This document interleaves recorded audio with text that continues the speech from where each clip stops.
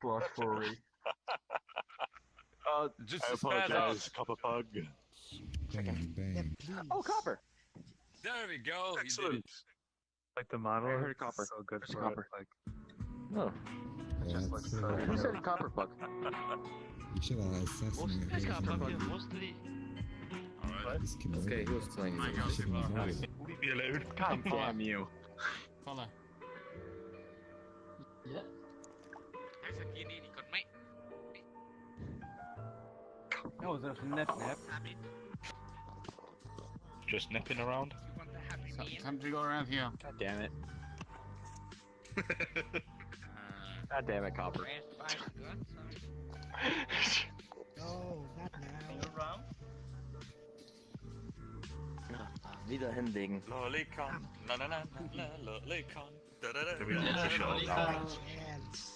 No. Nennst du ihn Lolicon? Ja, jeder nennt mich hier so. Ich nenne dich so. Does anyone mind if I... Fine, I'll just grab you and make you fall asleep with me. Oh, that's come on. Just sit down, fuck. No, I'm still looking around at the people and their plamos and shit, you know. Good. Hey, Yes. Komachi, Yeah, it's alright. Nope. can you put the box back up? I want to be in there. What's up? Oh, yeah, you can't just You know, somebody's reading a story down there right now. People are just, Oh. you know, There's someone Someone's spreading, gonna read us some fan fiction. spreading their Someone's mental just sitting power on right the now. But you're kind of glitching now. Sorry for the Walker goes like a Yeah, proper lady right now. we all know it's gonna happen. Your full body Yeah. tracking isn't working that That's well. okay. I think it's you need some. I don't know how much mental power I have left. I don't know how long I'm gonna be here. I've been on since 10 a.m. Wait, and it's only 7 a.m. Dude, we snakes are making an event as well. There's actually sunlight coming through my window, so I don't think I'm going to sleep today. Go crazy. Of course you're not. You're about to listen to a story that's actually going to make you fall asleep. I know. This is your bedtime story. This is my bedtime story. Today is a developer meeting as well. So we'll stop talking once everyone else shuts up as well. When's the developer meeting? So god damn it. Yeah. Welcome, everybody. Ah. Yeah, we'll talk later. Hello. Thank you all for coming to this event once more. I'm sorry for the difficulties I've had getting in, and the little speed bump at the top there. I'll be sure to fix that before next week. So, I'm going to start today off with a little bit of a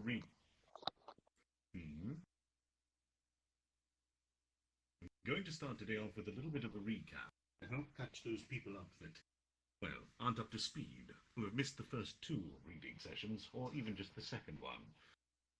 So, and moving forward, I'll be giving a recap each week before beginning the story.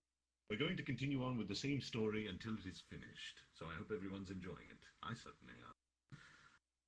Let us begin then. Our story began with our protagonist, Mikami Satoru, a 30-year-old salaryman with little to no redeeming qualities except for his kindness. He was meeting with his younger work colleagues to assist in planning their day. As they were setting out towards a nearby cafe, a crazy person wielding a knife was running their way. Being the kind and chivalrous soul he was, Mikami Satoru placed himself in harm's way, pushing his 2 colleagues out of the way. In doing so, he sealed his fate. As he began to rapidly bleed out, as he was dying, he let out various complaints. Pain hurts. It shouldn't exist. It's too cold. Oh well, I suppose it's better than being hot, right? Oh god, I need to format my computer. Format everything! Ha! Oh, my little son never got a chance to be used. But that's okay. I'll make it up to him in my next life, by being a carnivore and consuming all the cuties. To die at 30 a virgin. I guess I could be called a sage, or rather, a great sage. Although he didn't know it, a presence heard these complaints, and using powerful trans-dimensional magic, formed a new body with the exacting specifications provided, before stealing away the departing soul of our protagonist and reincarnating him in a new body, the body of a slime. Our protagonist... Whoa, words. Our protagonist then found himself in pure darkness, unable to feel his arms, legs, or any of his senses. Fearing that he would forever be in a vegetative state, he began to panic, whereupon he found something. He could feel something. Grass. He began to consume the grass, as there was nothing else to do. After eating and moving for a while, he fell into what must have been a ravine, once more panicking, but finding he did not need to breathe, nor did he float or fall. He inhaled a large quantity of the water and launched himself using a hydraulic propulsion, where he pressurized the jet as it came out of him. This caused his body to launch into the air at high speeds before slamming into a strange, large, and dangerous being, the storm dragon Veldora. Veldora had been trapped in that place for 300 years by a hero that was summoned to this world from our Earth, one who possessed incredible power. He quickly befriended this strange slime who did not show fear of him, and taught him how to see, before explaining his predicament to him in grandiose tales. It was here that our protagonist gained his name, Rimuru Tempest, akin to the storms of the storm dragon Veldora. In an attempt to free Veldora, Rimuru decided to consume the prison and hold it within his near-infinite stomach until a method to break his new friend out could be found. Rimuru then began exploring, planning to visit the wide world and to try and meet people from the other world called world travelers. Journeying through the cavern system, he slowly discovered more and more of his slime powers. For example, the ability to absorb skills from creatures he killed and consumed, and the ability to take their forms. After exiting the cave, slipping past a group of adventurers, he was approached by a group of goblins, worried. They are seeking his protection, due to the demonic aura he is giving off, the aura of Veldora in his stomach. He decides to help the goblins and prepares their village for an assault to fight back the marauders, a pack of wolf-like men. Using simple tricks and a few of the skills from the creatures he had already eaten so far, he easily bested the alpha dog of the wolf pack, and then demanded with his powerful voice and reason that the remainder of the pack either serve him or die. Eating their commander's corpse right in front of them all, they all quickly bent the knee, swearing to serve their new pack leader. Rimuru then proceeded to grant each goblin a name, and the second in the pack a name as well, not realizing this used his magic power to empower the individuals named, essentially creating named monsters, or as we all know them in the West, rare spawns. It is here that we left the tale last. Now, let us continue with the adventures of Rimuru Tempest, the demonic slime. That was fun. Is everybody ready? Yes. Yeah. Affirmative.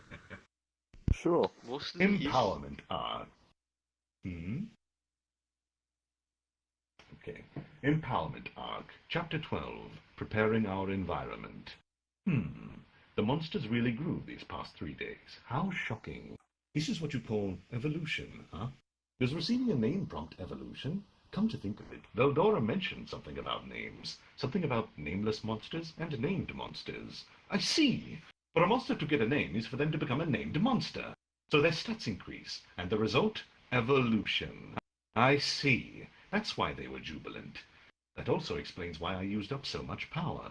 Monster evolution is absurd. Rather than growing up, it's probably better to say they became a different being entirely. The goblin's eyes sparkled in delight, reflecting their profound wisdom, and directed it at the females. What the hell? They actually look feminine now. I'm so surprised I can't even scream. Eh? I couldn't believe my eyes. Though they were small monsters resembling monkeys, the males became hobgoblins, and the females became goblinas. Thus they evolved. According to what Rigurdo said, they heard the voice of the world. This is the great and rare evolution that I've heard legends about, is how excited he was when he told me about it. Oops, that should have been done in his voice. I'm sorry. The goblin females used to be covered from head to toe, but due to the evolution, some particularly voluptuous parts are now visible. The walls are jealous of your figure. It's a joke I can no longer say. The males are certainly happy after all, and they aren't wearing much either. I guess of the 3 necessities of life, we'll have to figure out clothing first. And then there's Ranga, or the Ranga problem. He's been so happy with my recovery that he doesn't leave me alone for even a second. And while I can't say I don't like the soft fur, I'm more of a cat person, really.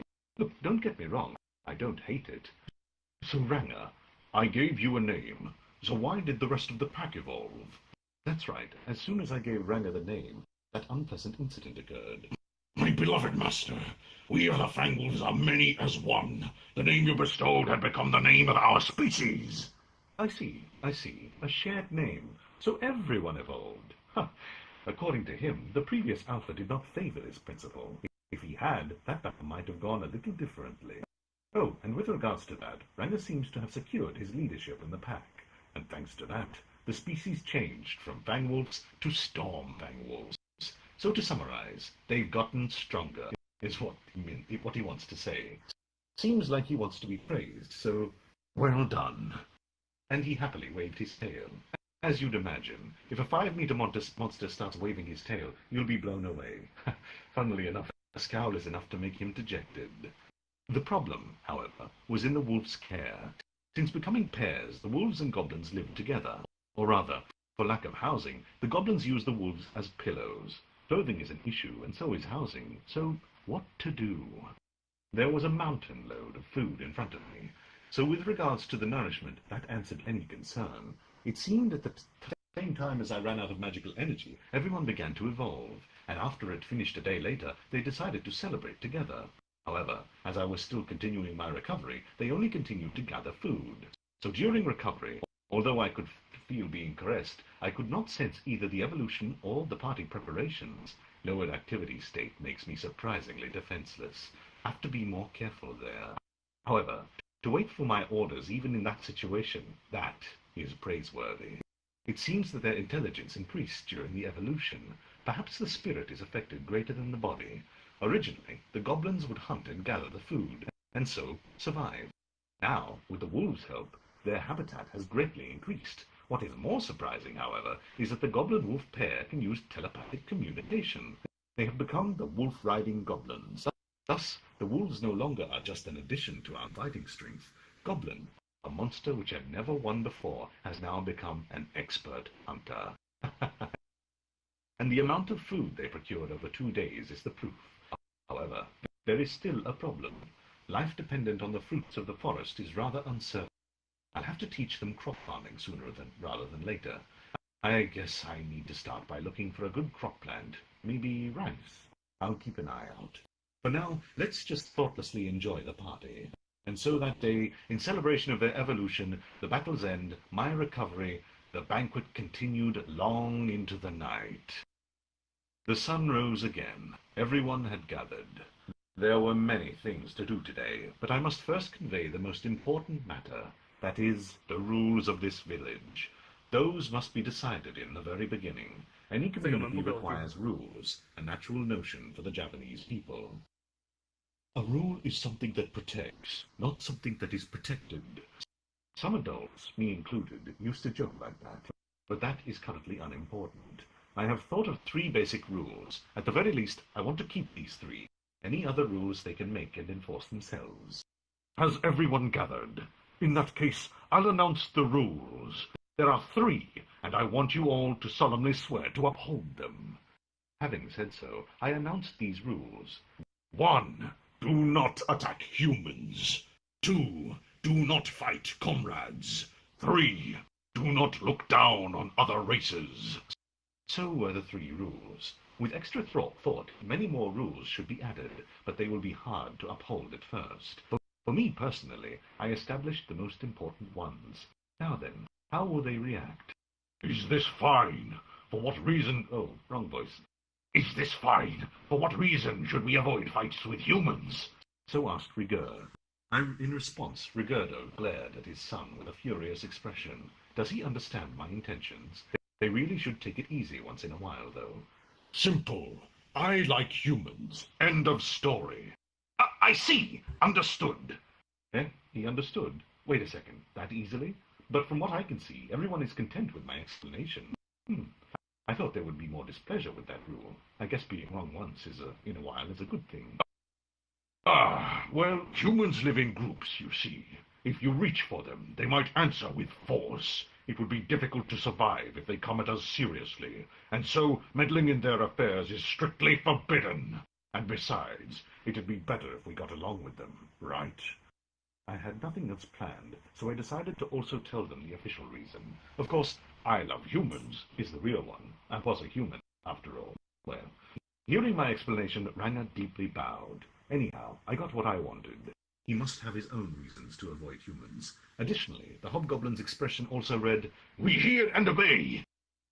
Anything else? To not look down on the other races. What would that mean? I'm screwing up all the voices. I apologize. This should be the room now. Oh, well, you guys have evolved and gotten strong, right? So getting arrogant and acting high and mighty before weaker races, that's what it would mean. Even if you have gained some strength, don't mistake it for absolute power. Wouldn't it be silly if one you put down grows stronger and takes revenge against you later? Everyone listened with enthusiasm. Seems like everything will be fine. And in the future, even with this warning, some are bound to disobey. Even so, I'd be happy if this prevents even just a few incidents. And that's that. Do your best to follow these rules. And that is how I decided this village's new rules. However, a tragedy would later be born from one of these rules. Of course, I had no way of knowing at the time. I'm not omniscient, nor possess precognition abilities after all. Everyone nodded in acknowledgement. With this, a new chapter began for our small community. Now then, after the rules, we discussed division of labor. Those who are on lookout duty, those who search for food, a team for gathering raw production materials, and a group for structure and equipment maintenance. I left the lookout duty to the Stormfang wolves due to their telepathic communication. There were 7 wolves without a pair. Well, considering that Ranger was clinging to me with all his might, there were 6, I guess. I left the observation to them. I'll leave the details to the village chief Rigurdo. Rigurdo, I'll have you become the Goblin Lord. Govern the village with pride. Frankly, I'm just giving him all the responsibility. That, in particular, is the one thing I truly want to avoid. However, I also want him to think about it. I used to work as a simple general contractor. Ruling is not for me. And besides, I'd rather not get bogged down at this village and miss the opportunity to visit human villages. I must be adamant about this, even if I have to force him. However, I, this unworthy one, shall happily accept this great honor. Getting choked on tears, he readily accepted. Good. I'd rather be the leader in name only. The sovereign reigns, but does not rule. A good advice, in my opinion. If need be, I'll voice my thoughts. But really, Rigurdo, this unsteady and wrinkled old goblin with one foot in the grave had become a robust and muscular hobgoblin. On a good day, would he be stronger than his son, Riguru, I wonder? Geez, monsters really do keep surprising me. Yup, I leave it to you. Oh, and by the way, I've seen your method of building houses. You really suck. Frankly, I can't even call those houses. What an embarrassing topic you bring up. To tell you the truth, we have never had the need to build large structures before. Right. Well, you've increased in number now. Oh, and about clothing. There are too many holes. Anything you can do about that? We have been dealing with a few groups regarding that. Surely their members would be capable of procuring clothing. Moreover, as skillful as they are, they would surely know house building. I see. As a person from General Contractor Services myself, I have some experience, but I am a do-it-myself level. It's weird. I'm not a jack of all trades, and there is a limit to my abilities. If we meet those partners, perhaps we could hire somebody. Not like we lose anything by asking. All right. It may be beneficial to go and ask them. So, what did you use to make the deal? Gold? No, we did trade some items and belongings we got from adventurers, but that is not an option. Rather than money, we barter, do odd jobs, and thus slowly collect enough money for the trade. All the equipment we own we received from them. Oh, so that what race were they? The dwarves! Dwarves. The expert blacksmiths. The famous race. We must go. In the first place, while the goblins' clothing definitely needs replacement, their armor is likewise falling apart. And although the armor is sure to last far longer than a rotting cloth, the sizes just won't fit. So that's another spot for improvement. However, we don't have any equipment dropped by adventurers, and no money. What to offer in trade? Nothing comes to mind right now. I'll go to them. Gerdo, can I leave preparations to you? Please, leave it to me. I shall have everything prepared by noon. High tension Rigardo. I'll leave this to him. He'll probably scavenge around for remaining funds, too. This world's currency. I'll laugh if it's paper. Come to think of it, I myself know nothing about it. If I plan to visit human cities, I must at least know their currency exchange. Well, let's ask the dwarves about this. So, while the goblins are busy with construction, shall we leisurely visit the dwarves? And someday I'll visit a human city. From what I hear, the dwarves live in a pretty large city. For a demi-human, that is. They also seem to have crowned a king. Not that the goblins could ever meet him. In the first place, just entering the city is an impressive feat. Discrimination towards goblins. I wonder if this will go well. I, for one, am but a slime. Hopefully they won't be too surprised. While I am worried, I also expect a lot from this visit. It's been a long time since I was this thrilled. That is the end of chapter 12. Yeah. Is everybody still with me? Not yet. No one's asleep. Good. All right. Still Let's here. proceed forward. Empowerment Arc, Chapter 13, To the Dwarf Kingdom. As Rigardo had declared, the preparations were complete by noon. Choosing the expedition party was also uneventful. Rigardo's son, Rigaru, was in the top 5 candidates. Of course, Ranga came along. Oh, should I make Rigaru the commanding officer? I was a little uneasy about it, but he himself agreed. Rigardo also seems to have remained in youthful vigor, so maybe I worry too much. And so, after I had picked up the baggage, Ranga had met me on his back. And had me get on his back. Boing noises. I was buried in his fur, and while the surrounding fur seems to have secured me in place, I still feel the need to use sticky thread. It's times like this that make me regret not having arms or legs, but I guess I can manage with abilities. You see, I secretly practice manipulating the string to defeat an enemy with a web. Isn't that every man's dream? Whether I'll be able to learn those techniques, I do not know, but I decided to keep practicing them regardless. That aside, the baggage held down money and provisions, food enough for 3 days. If the trip takes longer, the plan is to hunt the rest of the way. We could have taken more, but I'd rather avoid bringing a caravan worth of food. Well, I could carry nearly an infinite amount inside me, but spoiling them is a bad idea. Since I do not eat anyways, that was my decision. For currency, we brought 7 silver and 24 bronze coins, which, of course, is quite a meager amount. I don't expect much. If it's not enough, we'll figure out that later. Now then, time to go. At a goblin's pace, the trip to the Dwarf Kingdom takes about 2 months. Through the forest runs the vast Arnold River. Beyond it, a mountain range reveals itself. Through the forest runs the vast Arnold River. Beyond it, a mountain range reveals itself. And it is in those mountains that you will find the Dwarf Kingdom, they said. Other than by the Empire to the east, the Jura Forest is surrounded by many countries, and yet bordering no state stands the Connaught mountain range. Thus, there are only 3 trade routes leading to them.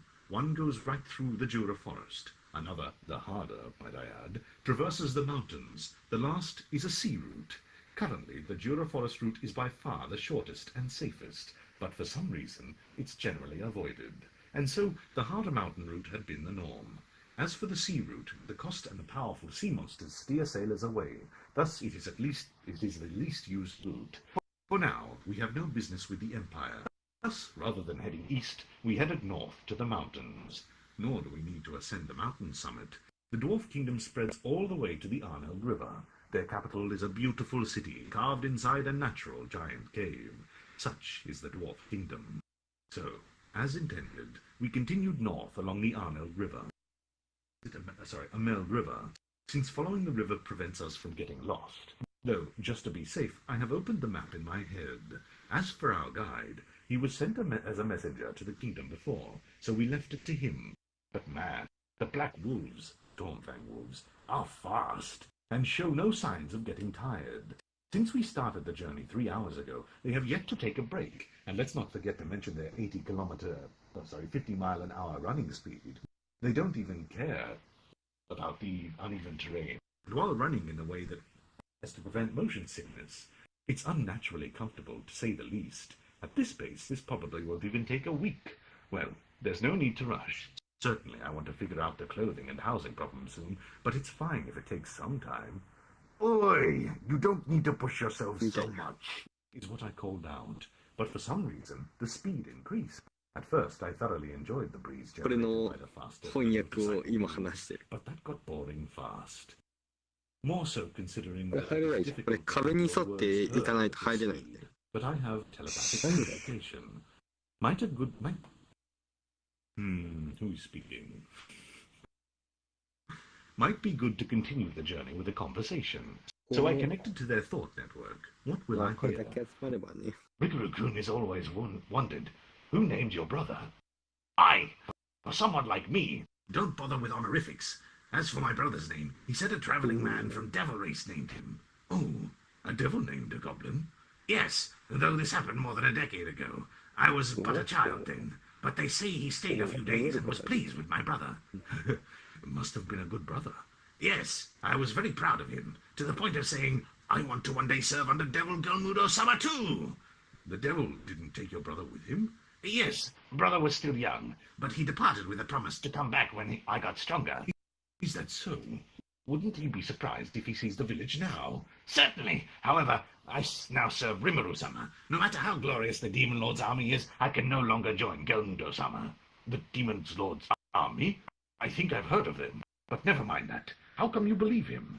As you say, but whether it was faith or conviction, I don't know. Though my brother received a name from the devil, he didn't evolve to this extent. Clearly the degree of evolution is different. Never expected to hear the voice of the world in my entire life. The surrounding hobgoblins would only join in with a "that's right" kind of phrase. Is it really as he says, when you receive a name you evolve, and the evolution depends on the power of the giver? If I get a chance to experiment, I might try it out. More importantly, Demon Lord's army, it actually exists in this world? Will the Demon Lord come to recruit us? Which side should we support? That thought I'll leave for when it comes. In any case, a hero also exists, and if anyone should fight the Demon Lord, it'd be her. Though whether she is still alive after 300 years is a good question. She probably reincarnated a bunch of times by now, and now trains in peace. Let's make a mental note regarding this. Now then, the next conversation is... Ranger, aren't I your father's nemesis? Are you okay with staying by my side? Is how I asked the... Oh. Nonsense. Is how I asked the Black Wolves. Oh, I did it in the wrong voice. Honestly, that thought had never crossed my mind. However, the fate of monsters naturally rests on the outcome of battle. Thus, regardless of the war, the winner proclaims his justice. The loser loses all. And so, I, who had been forgiven by you, my liege, and have even been bestowed a name, I feel but gratitude towards you. Is that so? Well, if you ever desire revenge, come at me at any time. Since evolving, I can think more clearly, and unlike during the battle, now I know. If you had faced us seriously, we would have been massacred, and our dearest wish to evolve would have crumbled like a house of sand. Our eternal loyalty belongs to no other. Seriously, this guy... Yes, had I mimicked the Black Serpent, I could have laid waste to all living things, but I didn't want to resort to that. Ranger holds too high of an opinion of me. Well, not that his misconceptions hurt me in any way. So you understand. You have grown. I am unworthy of such praise. Thus the conversation ended with a nod. However, I did kill his parent. No way I'll believe that he holds no grudge. If Ranger ever does come for revenge, I'll gladly face him. Until then, he just needs to grow stronger. Right now, no matter how I look at him, he's at most as strong as the Black Serpent. And that's how we continued our journey. Thus, without getting attacked by monsters or other incidents, we comfortably continued on our way. Every 3 hours, we'd take a 30-minute break. After 14 hours, we'd taken 7 to sleep. We'd take 7 to sleep. That's an odd way to say that. I did say, aren't we rushing too much? But we are fine. Due to evolving, this much can hardly tire us. Thus answered Rigaru. Please do not worry regarding us. Please do not worry regarding us. Unlike you, our liege, we do require sleep, but not many hours. Furthermore, we do not require frequent meals, and will not weaken when lacking them. Yeah? I see. Someone's messaged me, sorry. And so, added Ranger, looking at others, Their words seem to prove true. At this rate, the one who does the least is me. Except I seem to whine the most. Well, if everyone is fine with it, I guess we can continue at this pace. We'll be running 12 hours a day. Aren't these guys tough? And on the evening of the second day, while having dinner... By the way, Gobita, how much farther is it? Introducing Goblin Gobita. I am happy that you ask this unworthy one. Please pardon me should I be mistaken, but we should reach them by tomorrow. The mountain is close by. Seems like being asked by me made him both nervous and happy at the same time. He didn't bite his tongue, did he? That's how nervous he seemed. But indeed, most of the mountain is now in sight. Compared to not seeing it at all yesterday, what terrifying speeds we travel at. On that note, by the way, and I know it's a sudden question, but why did you travel to the Dwarf Kingdom? Shouldn't their merchants stop by once in a while? I asked that question. When I asked Rigurdo about the Goblin country, he also discussed something about kobold traders. So what could have prompted them to make this 2-month journey? Yes, it was about magic weapons and armor. Dwarves tend to buy them at a high price. We were paid in equipment, so we helped the peddlers bring it back. And besides, not one of us could use that equipment. I see. So they sometimes sold the equipment carried by adventurers, and thus they were left without appropriate equipment. Yet they sold it to kobolds who couldn't even properly estimate its value. In the first place, the goblins could kill a lost beginner at most. Can't expect them to have gotten their hands on anything good. But who'd expect the dwarves to make goblin armor? They may be a surprisingly kind race. Hopefully, we'll proceed on friendly terms. Actually, let's just form a partnership. Thus, since we started the journey 3 days had passed, the beautiful city carved within the mountain range, wrought by nature, the natural fortress, the warrior country, Dwargon, we had reached the Dwarven Kingdom. Chapter 30. On to chapter 14. Chapter 14. Trouble. The military nation Dwargon. It was the kingdom of dwarves. 1,000 years had passed since the first generation dwarven hero, King Guran. Dwargo had built this country. To this day, the country had been protecting, as well as developing its history, culture, and technologies. The current king, Gazelle Dwargo, was part of the third-generation dwarves, but possessed a similar aura to that of his grandfather in his younger days. He was renowned as a great hero, and celebrated as a wise king for his impartial rule. The land was governed by one such dwarf. As a free trade town, it was the center of trade between all kinds of races. Therefore, the town kept a policy of absolute neutrality. Within this town, the wise king would not tolerate violence. Even the empire in the east avoided open aggression with the military nation Dwargon. Needless to say, this was a favorite topic of conversation among adventurers. The dwarves were known to be such ferocious opponents that there was even a saying, "Go against a dwarf once, there won't be a second time." Their reputation as a military nation was not just for show.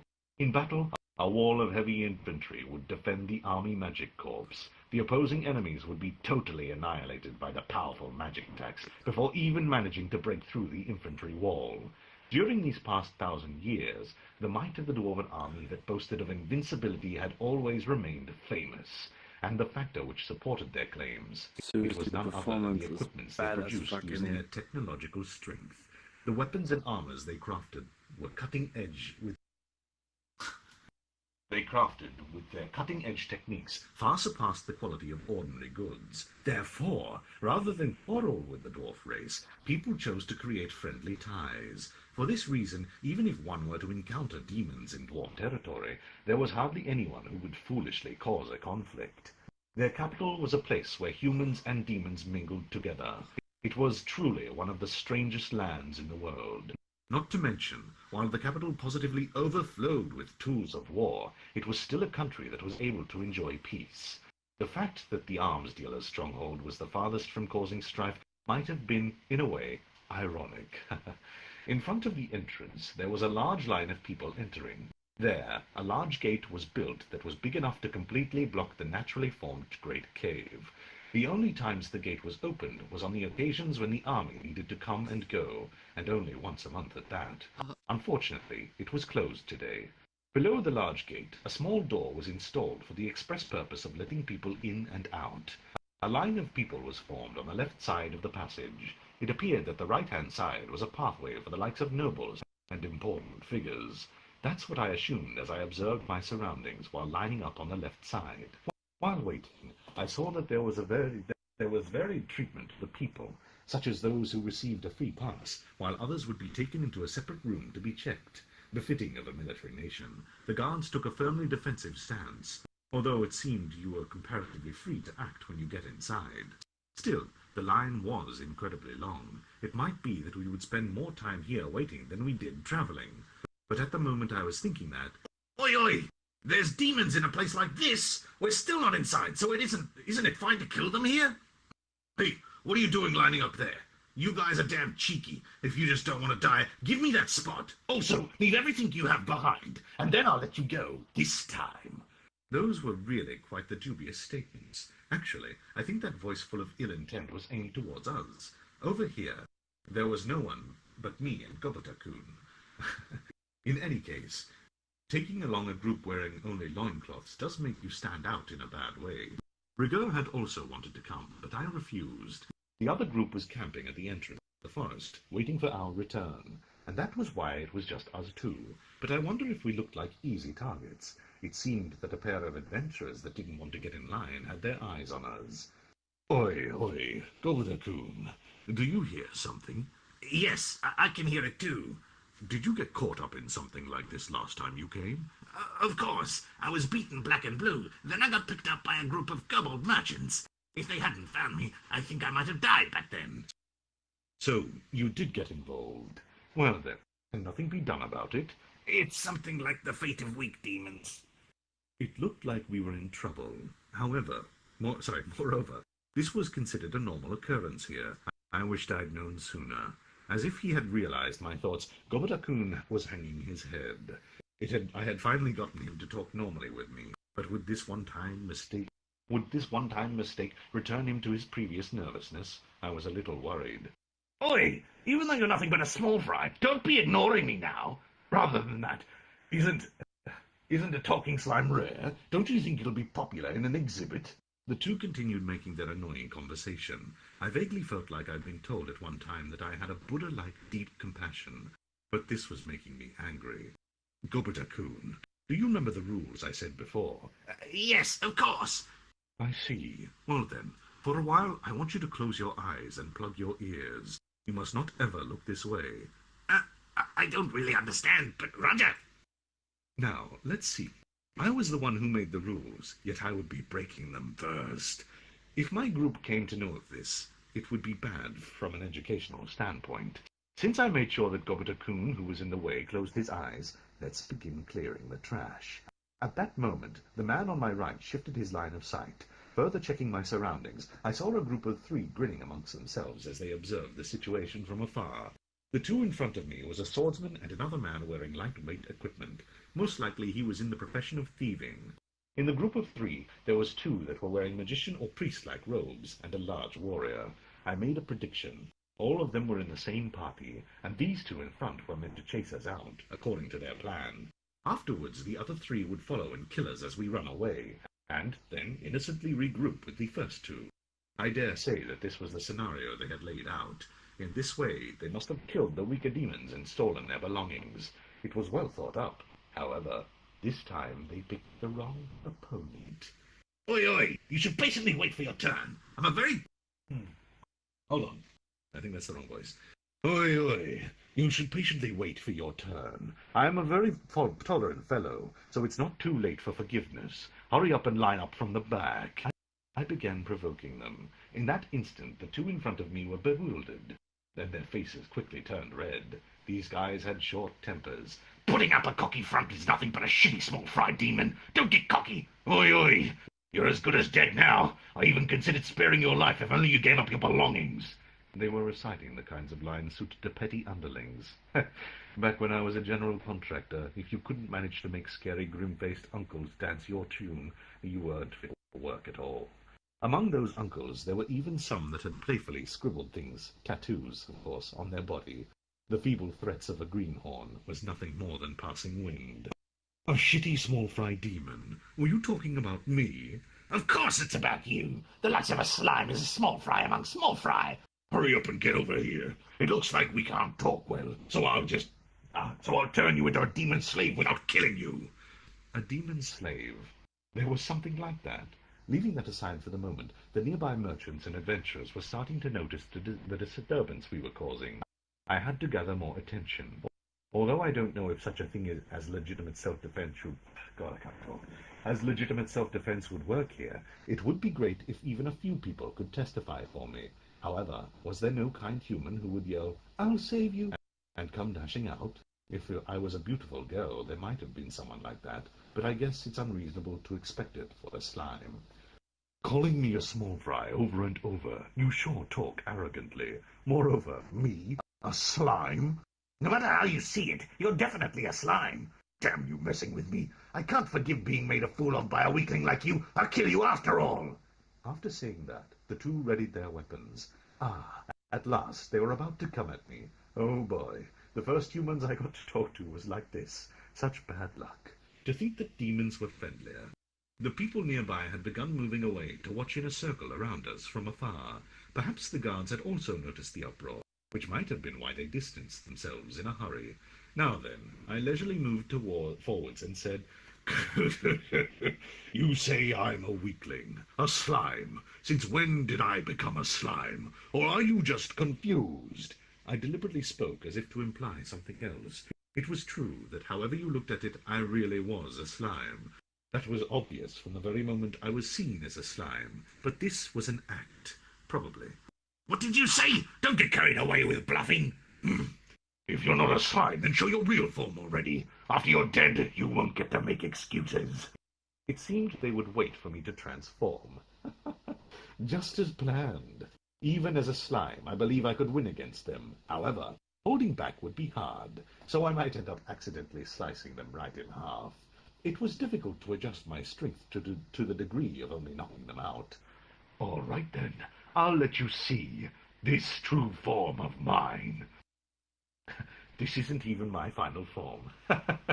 As I shouted, I also loosed a sinister aura to hint at my power. Of course, only a little bit of it. I checked around me to see if anyone had sensed that small amount of aura. Among the people watching us from far away, only a few had noticed. The two idiots before me and their companions showed no sign of being aware of it. These guys seemed to be all bark and no bite. I was done with observing the situation for now. Now then, what should I turn into? From my body erupted a thick fog. It completely shrouded my form, and after a while it cleared away to reveal a different demon, a black wolf. Oh, I remember the last time I used predation and transformed afterwards. I had taken the form of a fanged wolf. Right now I had black fur, and was identical to that of the evolved Ranger and his pack. But not only that, my physique exceeded even Ranger's, and there was now a pair of horns on my forehead. Mimesis, Tempest Star Wolf.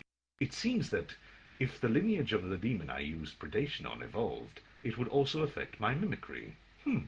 Most likely related to Rimuru naming them, which makes them family, I guess, and connected in a way. This must have been a further evolved form of Ranger. I could feel an overwhelming power. I was sure that the idiot pair would run away upon seeing this appearance, but contrary to my expectation, Even if you look tougher on the outside, it doesn't change that you're still a slime. Oi, oi, did you think we'd get cold feet and run away just from that? They don't realize a thing. Oi, oi, you should be able to know the level of danger just by looking. In the first place, if a slime transforms, even if you couldn't tell if it was an illusion or something, taking caution is a given. And yet, these guys weren't concerned in the least. Perhaps they were reassured by the presence of their 3 friends in hiding. The number of skills I could use also increased. Super olfaction, thought transmission, intimidation, shadow movement, and black lightning. Shadow movement was a skill that Ranger & Co. was in the middle of practicing. Their goal was to become able to use the skill to merge into the shadows of their partner and instantly appear when called. At present, they were only practicing entering shadows, so there was still a long way to go. And the other, black lightning, I could imagine its power without needing to test it. If I tried it out, the pitiful men in front of me would be burnt to black crisps. But since my predictions were rather poor, their conditions may turn out even worse. This being the case, there was no skills to use. If only intimidation would work on these morons. In a way, aren't idiots invincible?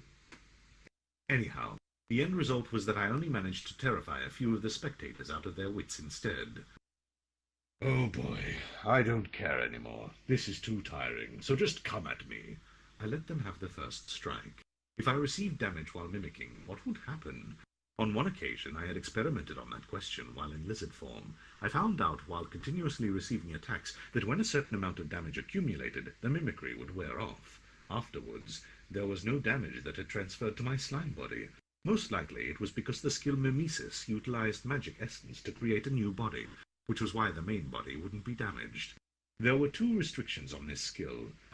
After Mimesis wore off, I would be unable to transform for the next 3 minutes, and the other was that mimicking a demon required a certain amount of magic essence. The amount of magic essence required was relatively insignificant, hence it was not an issue, and there was no duration limit to the skill. To sum up, there wouldn't be a problem in letting them attack me as much as they wanted. In the case that the opponents were strong, I could return to my slime form and escape immediately, and the fight began with them attacking first. Die! Roar! Wind slash!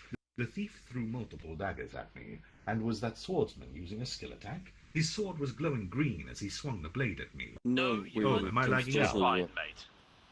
Hello? Oh. Okay, excellent. Not really. I just got a message saying I was lagging out. Maybe you're having some internet issues. Proceed, sorry. good sir. Okay, I'll continue. Oh, where were we? His sword was glowing green as he swung the blade at me. Clang! Snap! Simultaneously throwing 3 daggers was quite impressive, but there wasn't enough force behind them to pierce my bristles. As for the swordsman, sadly, his precious sword had broken with a snap. Just now, did you do something? Assuming the role of a villain with an air of experience, I enthusiastically asked them in a belittling way. But frankly, the power of their attacks was so weak that my question was rather reasonable. Was that skill nothing but a show? No way! Such hard bristles! Real hard, baby. Impossible! This kind of thing, it's impossible! My sword was made with silver! It had a power amplifying effect against demons! Well, of course. Isn't silver fragile? What was he even saying, this guy? Oi, you guys help out as well! As if no longer caring for appearance, he called for his companions. As I expected, the 3 that were in hiding was a part of their group. It's the end for you now. My, really. I didn't expect we would get a turn. A slime's transformation magic. Interesting. I'll be sure to dissect it after killing it. For a while now, it hasn't been moving at all. Moving will probably break the spell. How's that? Did I hit bullseye? They were making so much noise while saying whatever they liked. The 5 of them then spread out in a circle around me, and began attacking at the same time. The thief slashed at me with a short sword. This time, the swordsman casted a magic attack, Wind Sickles. He was surprisingly talented. The heavy warrior bellowed, Heavy slash! as he swung his great axe. The magician also used a magic attack, Fireball! The priest was creating a magic shield in preparation for my attack. As a party, it was a well-balanced formation, though unfortunately for them, none of their attacks had any effect on me. I peeked a fleeting glance towards them. Apparently they were too shocked to make a sound.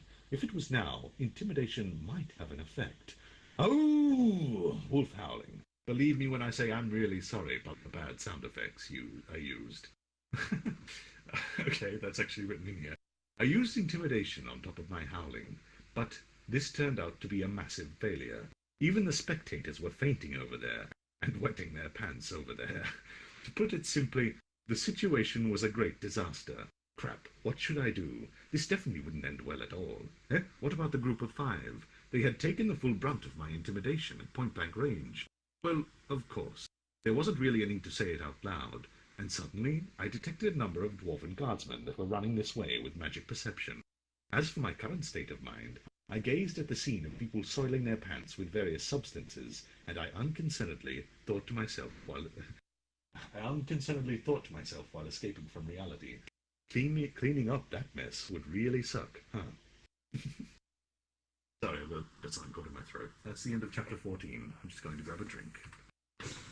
Oh, it's not the right button.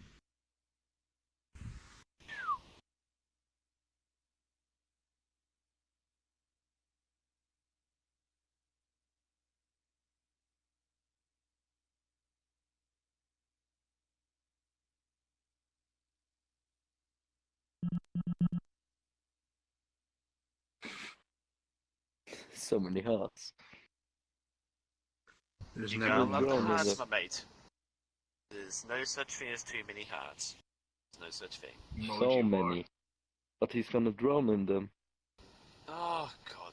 I remember the time when I went to a live, oh, there he is, he's back. Oh The my description of this God, place sounds like so much Switzerland. love. It reminds me of the time Thank when you I all went for to your a... Oh, you're welcome. And this is the story all No about how problem. I remember going to an actual live book club where this rather nice fellow would read a story about certain musketeers. Not the Three Musketeers, that's a children's book. It was a historical musketeer, I should say. Okay, well, I'm ready to continue. Exactly. Is everybody else ready? Yes. Ready as I can ever be. Ooh, pardon me, sorry. Chapter 15. A deal with the guards. I offer my sincerest apologies. I was deeply bowing my head. In my heart, at least. We were being detained in the guard station of the Dwarven gatekeepers. After causing an uproar to such an extent, it was somewhat obvious that I would be declared innocent and released on the spot. The dwarf guardsmen had come rushing over and instantly surrounded all of us that were involved. Although my previous opponents of 5 were perfectly knocked out, so I felt like it was just me being trapped in that circle. That was it! I should secretly turn back into a slime and run away. I thought to myself, Eureka! But as I returned to my slime form and attempted to escape, grab, my body was abruptly seized, and then a feeling of being suspended came over me. I was so easily captured. The soldier son who caught me was smiling with a face that said, "Where do you think you're going?" But I could tell by the bulging vein in his forearm that he wasn't happy in the least. Why, I haven't done anything, you know. I am also a victim in this matter. I tried pleading the way Gobbler-kun would. However, is that right? All the same, I'll listen to your story at the guard station. You'd better not think about running away. He still wore that wonderful smile, even as he warned me. It might be a better idea just to give in. Suddenly I thought to myself, what's Gobata doing right now? And when I looked around, I saw that even now his eyes were still closed and his ears were covered. That idiot! What was he thinking? No, wait. He was probably not thinking at all. He was a ninny after all. While feeling somewhat amazed, I called Gobata-kun over, and this was how we were dragged away to the guard station. The order of how events played out at that time. First, I was forced into a fight. Second, I transformed into a wolf. Third, I let out a howl at a teensy loud volume. How about it? I'm not to blame, right? With that in mind, I sneaked a quick look up at Soldier San. As ever, he was still wearing that wonderful smile. His beard was a fine match with his good-natured and hearty looks. It's such a pity, though. If only those veins on his forehead would calm down. Why was I brought along with you? Hold on. Oh, okay. Why was I brought along with you? You idiot! What are you saying? Because you got involved in that mess. We are the ones getting reprimanded. Oh, I think I'm screwing up the voices here. I'll try it again. So what happened? I'm really sorry. I caused a lot of troubles again. Well, it couldn't be helped this time, but make sure to be more careful next time, all right? Phew, I think I fooled him somehow. What I used just now was the ultimate skill, shifting blame. If you know what it means... hold on, that's a translation now. This was an advanced social technique, which you could master only after many years of life experience. The trick was to not let the other party suspect you. It was a considerably difficult skill to use. If you're wondering what that accomplished, the guard's mood got a little bit better, I guess. Moving on, actually, while I did jokingly recount how the incident had occurred, it was mostly quite accurate. Using the information they gained from the witnesses, the guards had also reached the same conclusion as to how I described it. I felt that their attitudes toward me had become softer to a certain extent. Now, About that demon wolf, what was it? Asking the question was Soldier-san, who was in charge of the investigation. What did he mean by what was it? The name of its species? Let's see. The name of that wolf species is... No, not that. I don't need to know the name of the species, or anything like that. Why did that kind of demon appear in that place? To begin with, where did it come from, and where did it go? Speak of everything you know. Although I told them I transformed into the wolf, it seems they don't believe me. As a rule, heroes hide the fact that they can transform. But I am not a hero. That was why I had openly talked like a chatterbox, and yet... No, now see here, I'm telling you that it was me who transformed into that wolf. Ha, really? I get that it's rare for a slime to be able to talk, but transformation... Wait, then should I show you I can do it? Well, whatever. However, let's say for argument's sake that the wolf really was you. Why can you transform? Aren't you just a slime? Confronted with such a question, how should I reply? Honestly answering, it's a unique skill, would be a foolish move. If I did that, it would put me on the same level as Gobita-kun. Think! Come up with a good explanation right this moment. Come on, me! To tell the truth, a magician cast a curse on me. I think it was done out of jealousy for my talent. Back then, I was a user of illusion magic. Cursed by a magician, you say? And? Well, I had learned a number of illusion spells, and was fully focused on studying, but an evil magician changed me into a slime. Right now, I'm on a journey to find a method to break the curse on me, and that's how it is. How did you come to meet this evil magician? Why were you not killed, but instead cursed? It would have been so nice if he took everything at face value. His persistence was almost annoying. Well, it was reasonable, I suppose. If he believed me just like that, I would consider him no better than a goblin. And from then on, a seemingly never-ending 2 hours passed.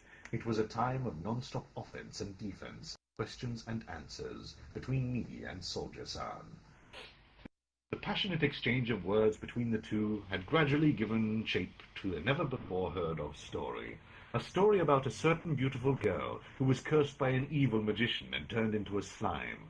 I didn't mean for it to turn out that way, but in the midst of responding to every one of Soldier-san's pinpointed questions, I had given birth to an exceedingly strange story.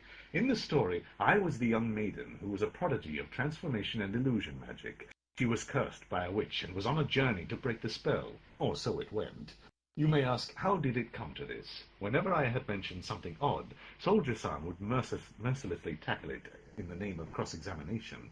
And in the process of fixing up my story enough to make him say, so that's how it was, it was already too late. Me and Soldier-san, at the end of it, we had exchanged looks full of feelings of accomplishment, though I had no eyes.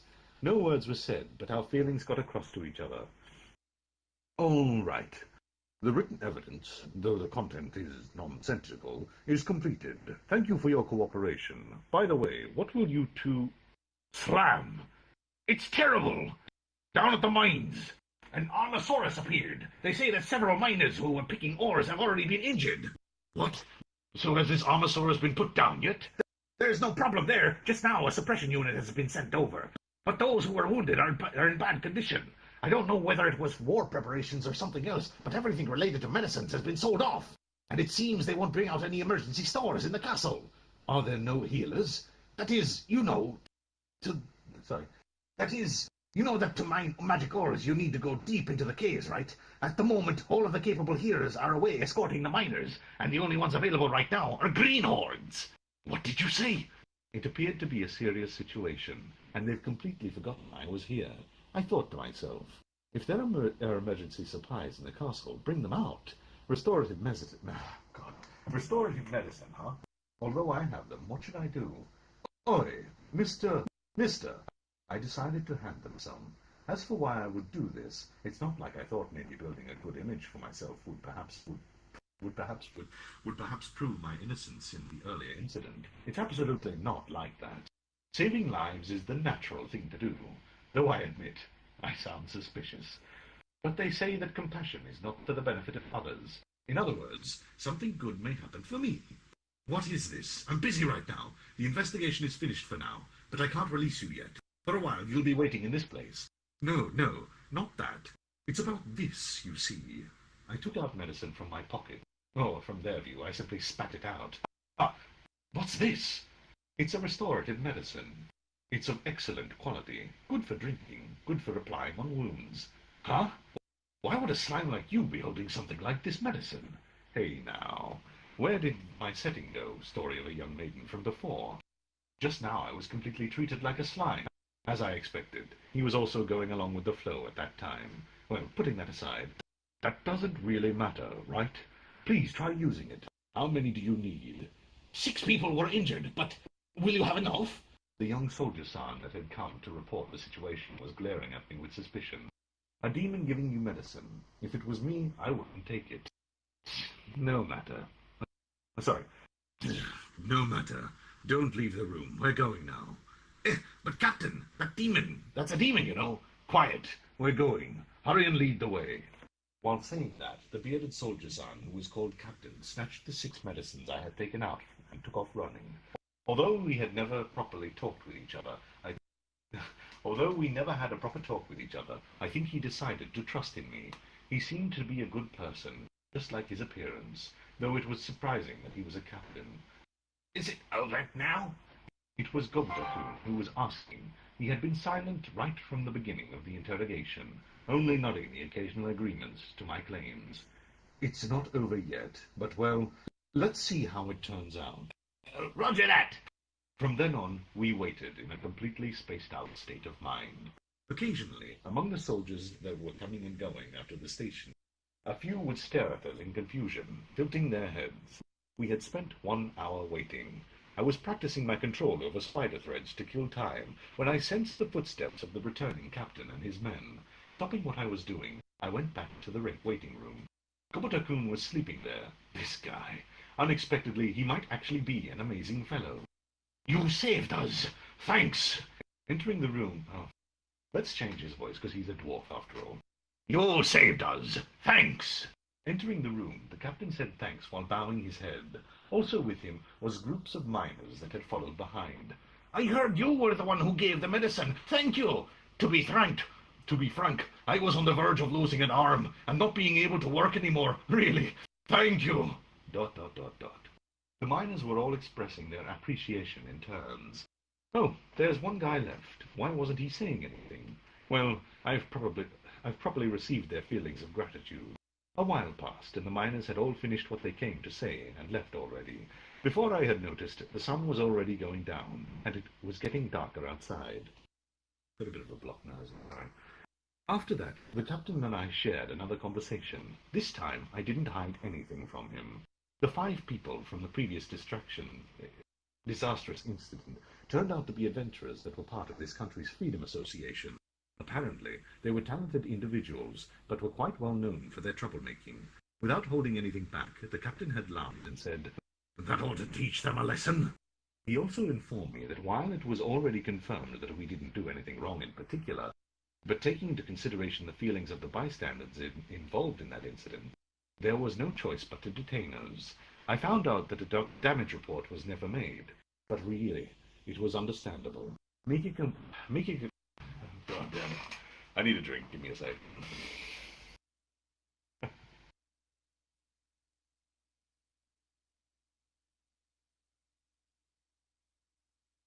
I suppose what could make it better is a cup of tea, with a few biscuits and such. I would love a cup of tea.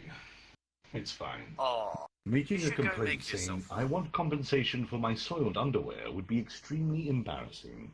In return, I also told him of our circumstances. For the sake of reviving the goblin village, we needed clothes, weapons, and armor. If possible, I also wanted to hire a capable advisor for the village, and so on. The captain had listened attentively, throughout it all with keen interest. Tab so I could scroll. When the other guards learned of our situation, they had begun talking to me about all sorts of things. Even Gobota-kun was besieged with questions from all sides, having to constantly reply with a bewildered expression. And like that, the night passed. The next day, we were still staying at the guard station. Gobota-kun was borrowing the resting room. He must still be asleep. Since I didn't need sleep, I was already out in the backyard, gazing at the scene of the guards' training. Some were practicing swinging their wooden swords, or more like wood logs. Others were exchanging light blows in a spar, while the rest were working out by running. I was leisurely watching them from the sidelines. Taking in the situation before me, I simulated in my mind a fight between the various demons I have used predation on and the training guards. It felt just like a game. Still, I wonder if using Great Sage in this way was all right. The way I was using it, it could be described as pearls before swine. Be that as it may, it couldn't be helped since it was interesting. There was no problem at all. The result of the simulation, overwhelming victory by the demons.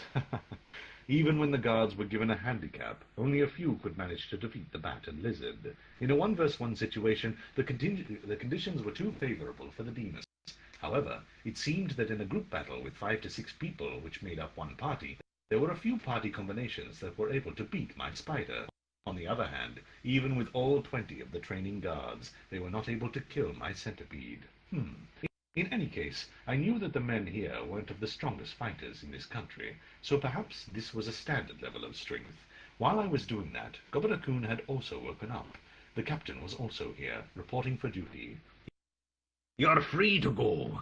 I feel bad for confining you up till now. Though we had a reputation to uphold, we ended up taking up a day of your time.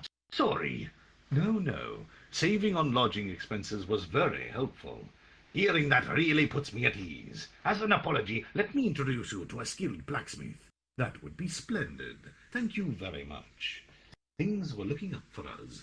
Regarding the immigration inspection, we were given something of a preferential treatment, and it was completed without a hitch, while on the other hand, we saved money on lodging fees. I also expected difficulty in searching for a capable blacksmith, but Soldier Sam's recommendation solved everything. Looking at it optimistically, nothing but good things had happened to us. But in return for that... There was a hidden catch to this. When it came to things hidden beneath the surface, videos were all I liked. Wow. Meant to be a fun underground pirate video. It could also be about porn. Cool. If you still have any of those medicines remaining, I want to buy them. I see now. I did hear about it yesterday, that somehow supplies on medicine were low. Seeing as I have a huge stock of medicines, it would be fine selling them, but I didn't know the market price for them. What to do? Well, whatever. These medicines didn't cost anything to produce after all. If he says he needs them, then I'll just hand over some. I can agree to that. Although I say that, I do need them for myself, so it depends on how many you need. It'll be fine just taking the leftovers. Even if only one is left, I'll take it. Isn't that strange? Wasn't he trying to procure a reserve supply of medicines? Just having one wouldn't solve anything in an hour of need. I suppose the need for medicine is just that great?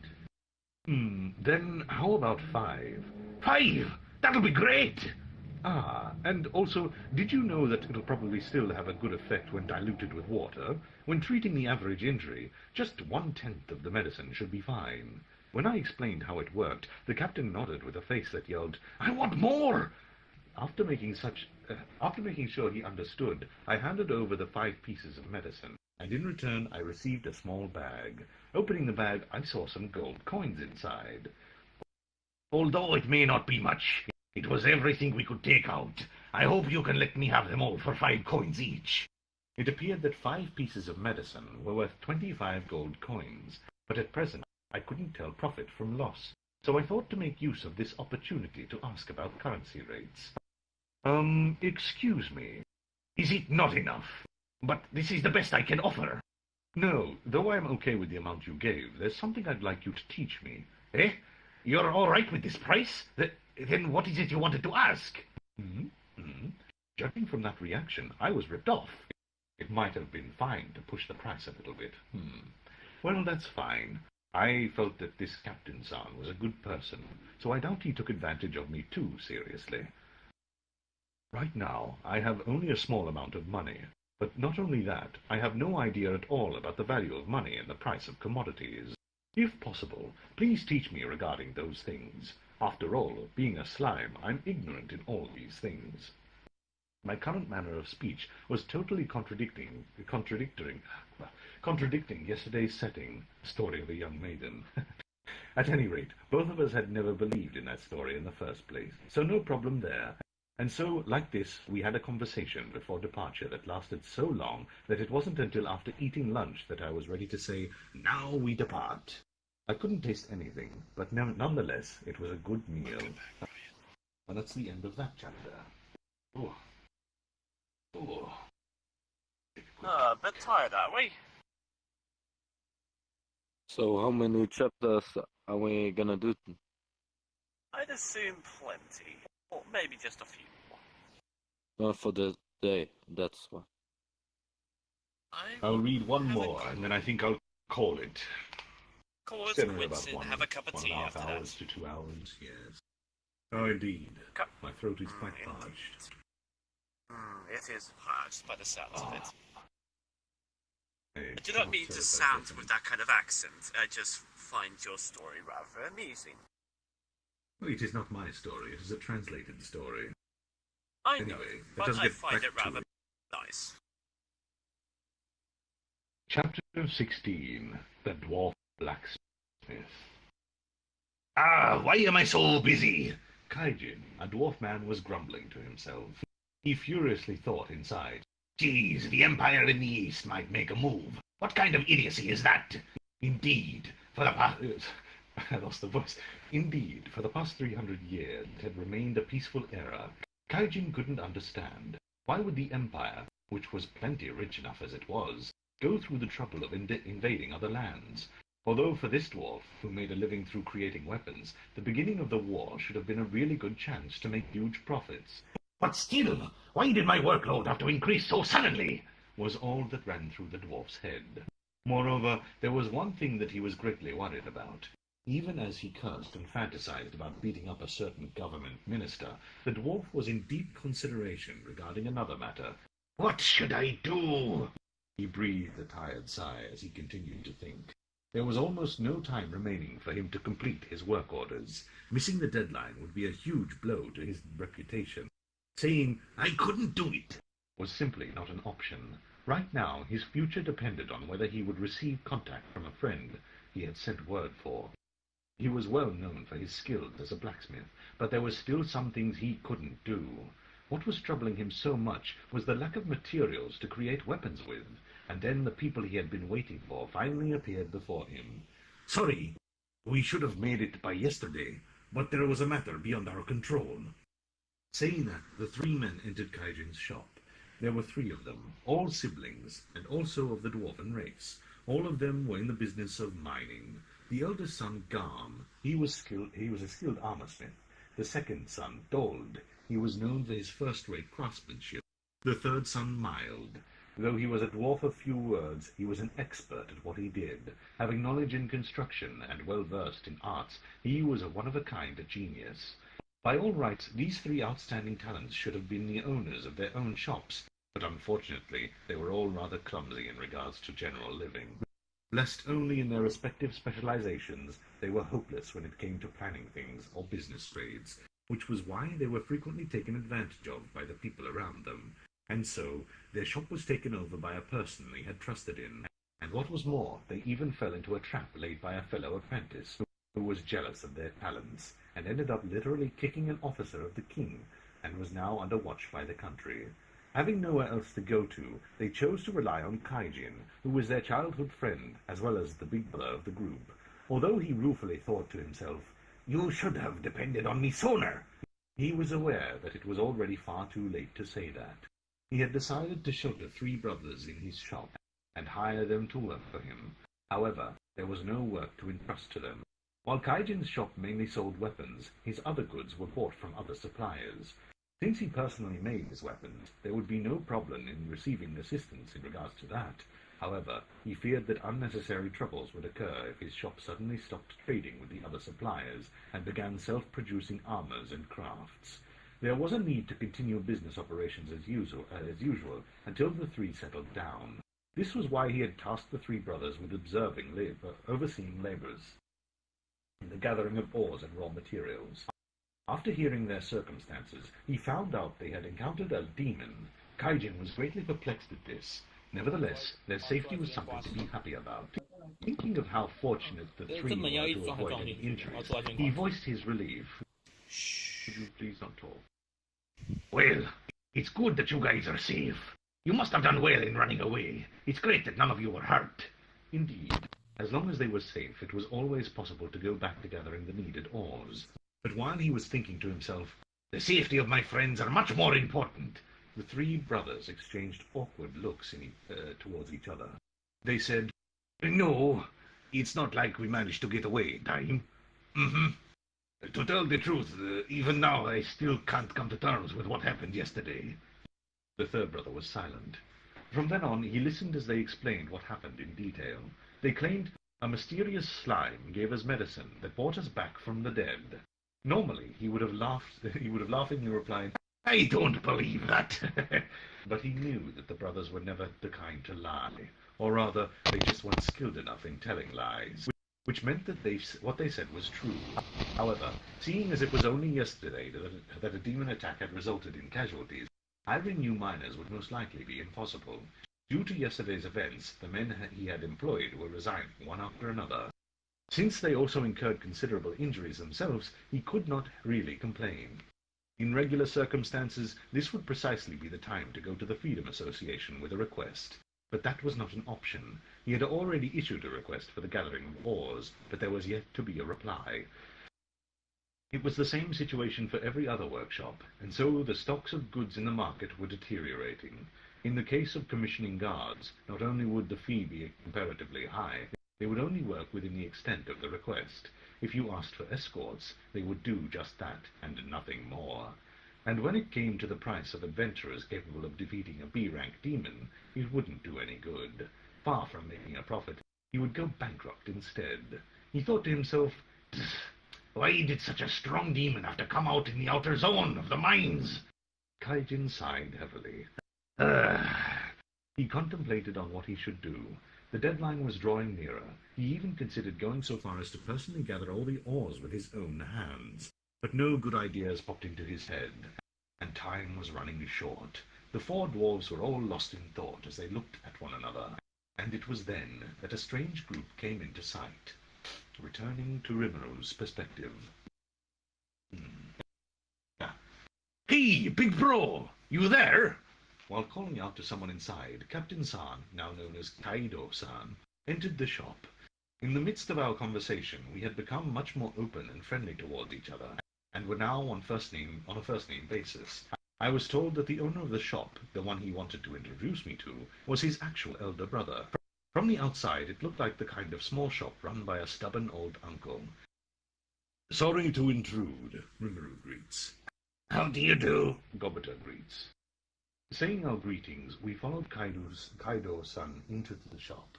The moment we entered, we saw that many eyes were focused on us. Ah!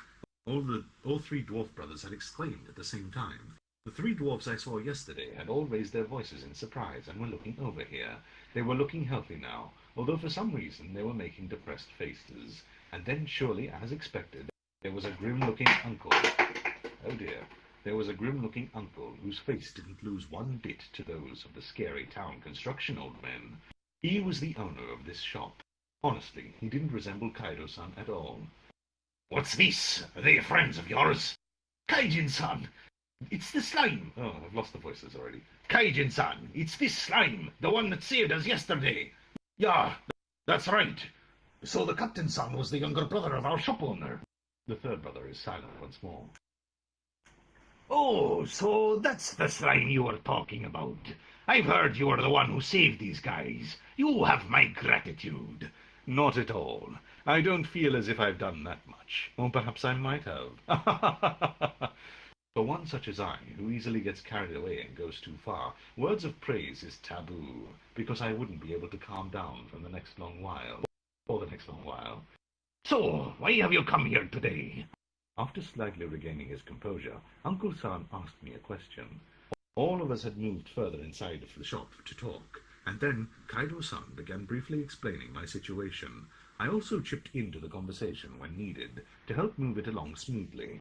But I must say, this third dwarf brother called Mild-san, he never says a single thing. I mean, how did he still manage to actually communicate? It was mysterious. I understand what you want now, but I'm sorry. I don't think I can be of any help. The thing is, we've already received a request from a certain country. He told us that it was a secret, and explained what was happening worldwide while withholding the important information. Weird the way they break these things up. It appeared that many countries were feeling pressured by the fear of a war occurring because of a certain fool somewhere, and that was why craft orders for weapons and armors were being issued everywhere. Putting this information into consideration, it made sense that the medicines and other goods were out of stock yesterday. And so, about the request I received, although I did manage to make 200 steel spears overnight, but on the other hand, regarding the main order of 20 swords, not even a single one has been made yet. I don't have the materials, you see. Despite hanging his head low, Uncle Stan still grumbled. If it can't be done, isn't it? No. Yes. If it can't be done, isn't it mine to cancel the order? It was a reasonable question asked by Kaido-san. You idiot! Even if I told them from the beginning that it was unreasonable. But then that shitty government minister bastard butted in and said, "Famed throughout our kingdom for your skills, can you not man our caliber? Kaijin, complete a small... cannot a man of your caliber, Kaijin, complete a small task of this degree?" It's the kind of drivel he prattled on to me. Not to mention this was said in front of the king. Would you forgive him, that shitty bastard?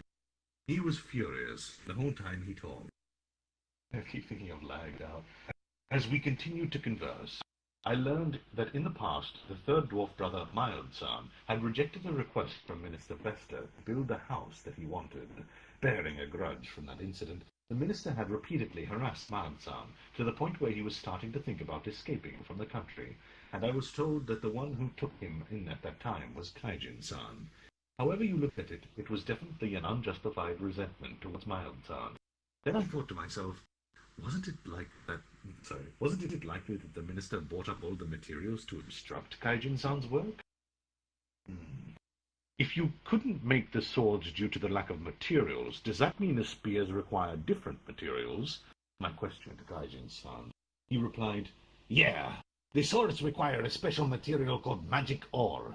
The spears only need to be made out of steel." He had replied in a very tired manner. Without the materials, even a master blacksmith was just an ordinary person. It must be so frustrating for him. But when you think about it, wasn't it possible that the minister was waiting for Kaijin-san to come to him begging for help? To top it off, it takes a whole day to complete one sword. Even by using the assembly line system for efficient production, it would still take 2 weeks to make 20 of them. I was about to ask about the time limit, but then decided not to. The despair on his face told me everything I needed to know. But he told me anyway. The deadline is this weekend. On the first day of next week, I have to deliver all of these to the king. This job is something that is assigned to each and every craftsman, commissioned by the country. If you can't complete it, it is possible to have your qualification as a craftsman revoked. In other words, only 5 or so days left to complete the order. Or rather, since any progress couldn't be made today, then only 4 days until the deadline. I got the feeling like the talk was getting serious. I had nothing to do with this, so why was I here? Just wait a moment. I can't seem to understand what's going on. Actually, if it's magic ores, don't I have some? Well, it's not like it was my business. I didn't know if they were misunderstanding something or not, but everyone was looking towards me. Being stared at by men doesn't make me happy at all. Their eyes seemed to be telling me, "Hey, can't you do something about this?" These people, what did they think a slime was capable of? Yes, I've got no choice. For now, I should magnanimously lend my help to them. And while I'm at that, I'll have them assist me with the revival of our goblin village. Hey now, isn't this talk just too insignificant? Uncle, this thing, can you use it? With a loud thud, I placed before their very eyes a fully extracted ore on the work table. And then I went to lay down on the sofa with my legs outstretched. Well, that's how I imagined it. Slime, remember?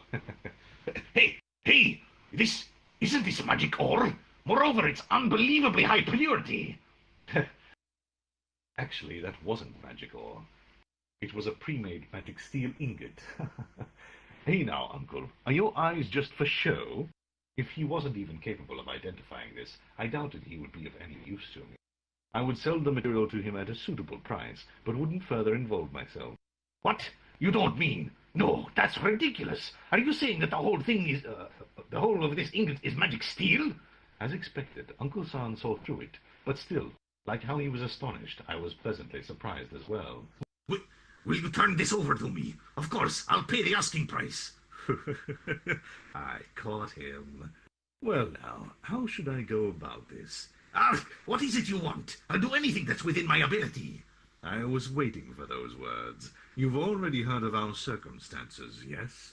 Among Uncle San's acquaintances, I want you to find someone capable of teaching crafting techniques. What did you say? You're okay with just that? Our first priority is to secure the life necessities, clothing and housing.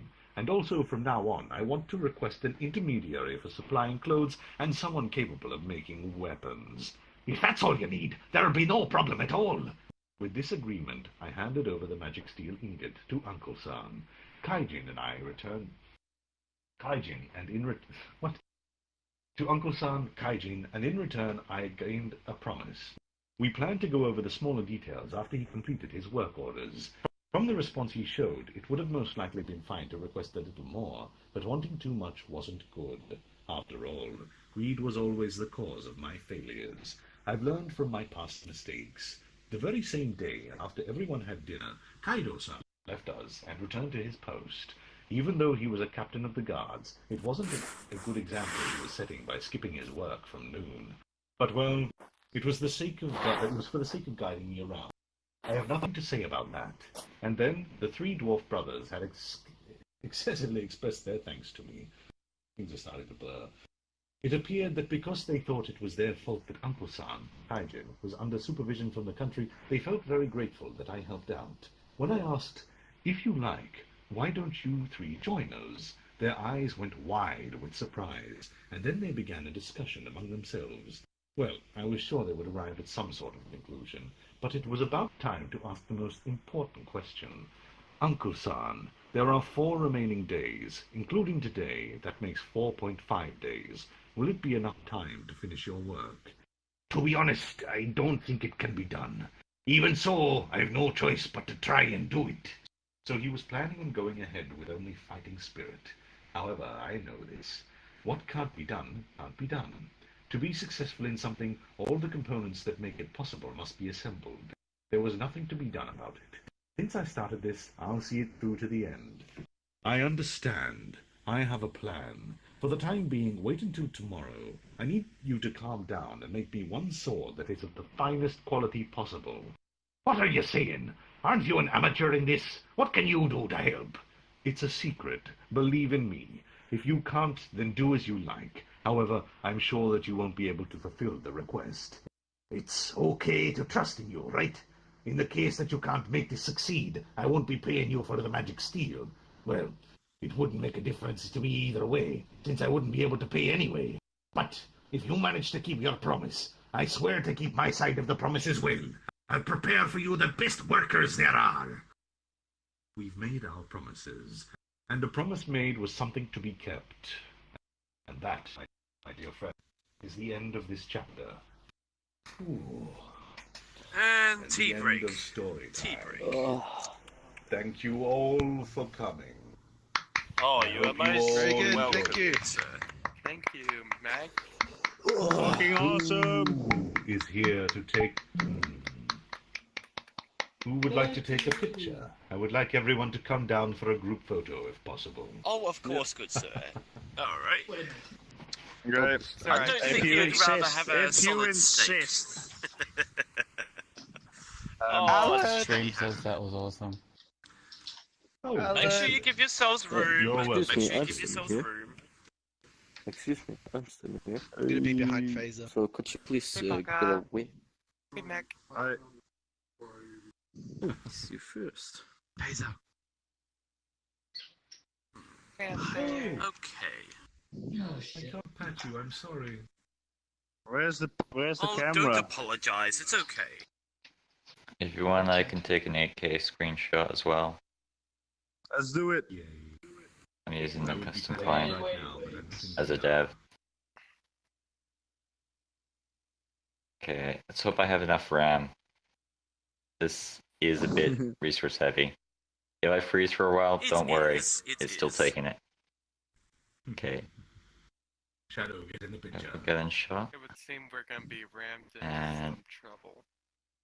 5, 4. Name text.